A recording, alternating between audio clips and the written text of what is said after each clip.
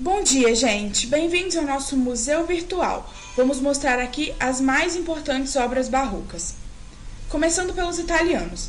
Temos esta obra de Caravaggio, genial pintor de 1594. Tem como nome Os Jogadores, ou também conhecida como Jogadores de Cartas. Acreditam que ela esteve perdida por mais de um século? Mas em 1987, ela foi comprada por um colecionador privado através do Kimball Art Museum, de Fort Worth, no Texas, nos Estados Unidos, que é onde ela está exposta atualmente. A pintura tem como tema dois jogadores de cartas na presença de um homem mais velho que apoia o jovem de costas a fazer uma trapaça. Com um cenário praticamente inexistente, a posição das figuras e a luminosidade que envolve os jogadores são os fatores que tornam esta pintura uma obra-prima. Agora, viajamos diretamente para Roma, Igreja de Santo Inácio. Foi construída entre 1626 e 1650. Seu teto é considerado a obra-prima de Andrea Pozzo. A cena mostra a apoteose de Santo Inácio. Ao centro está Cristo e para ele estão direcionadas todas as linhas de fuga da composição. Ele emite raios de luz para o coração do santo, que está logo abaixo, e que por sua vez irradia para os quatro cantos da terra. Em determinado ponto do chão abaixo, há uma placa metálica indicando o local exato que devemos ficar para uma ilusão de tridimensionalidade perfeita. Ainda na Itália, alcançamos a obra que coroaria o trabalho de Tintoretto, a última pintura de importância que executou, Paraíso, considerada a maior pintura jamais feita sobre uma tela. É estupenda pela escala, pela pureza da inspiração, com apaixonada imaginação visual e com uma mão mágica para as formas e cores, que desafiou os especialistas por 3 séculos. Ele trabalhou na obra em estúdio, levando-a para o local definitivo e dando os retoques finais com a ajuda de seu filho Domenico. Atualmente se encontra em Paris, no Museu do Louvre.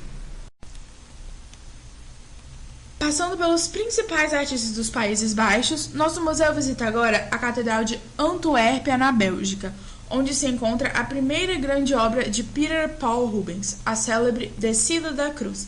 Ele a pintou entre 1611 e 1614, já mostrando o equilíbrio da composição e o intenso dramatismo das figuras, característicos de sua produção.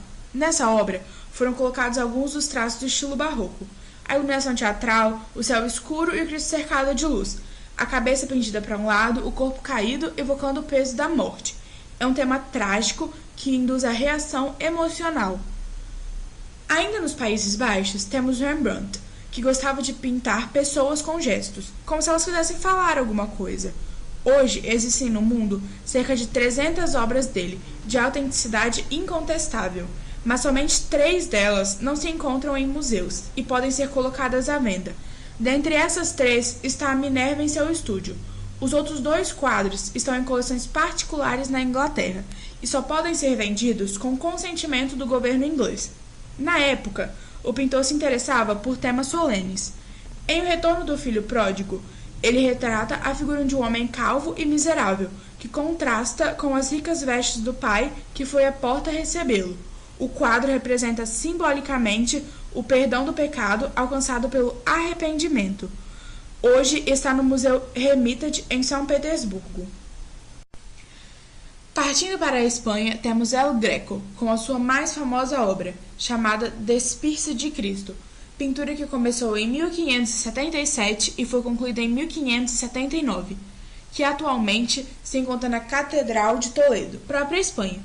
Ele descartava critérios clássicos como medidas e proporção, acreditando que a graça é o supremo objetivo da arte. Mas o pintor somente alcança a graça quando consegue resolver os problemas mais complexos com a obviedade do simples. O mestre considerava a cor como o elemento mais importante da pintura e declarou que ela tinha primazia sobre a forma. Ainda na Espanha, o quadro chamado As Meninas foi pintado por Velázquez durante sua fase chamada de La Família, onde o artista representava simples cenas do cotidiano. Na cena, a jovem Margarita, da Áustria, encontra-se cercada por sua pequena corte de damas e empregados. Não é um quadro estático, e sim uma cena em movimento, onde também estão os reis, refletidos no espelho, fazendo pose, exigindo mais um retrato de Velázquez, que, em frente ao grande cavalete à esquerda, simula copiar o casal de soberanos. É o último de todos os seus retratos. A pintura se encontra no Museu do Prado, em Madrid. Espero que vocês tenham gostado e aproveitado o nosso tour pelo Barroco Mundial. Muito obrigada!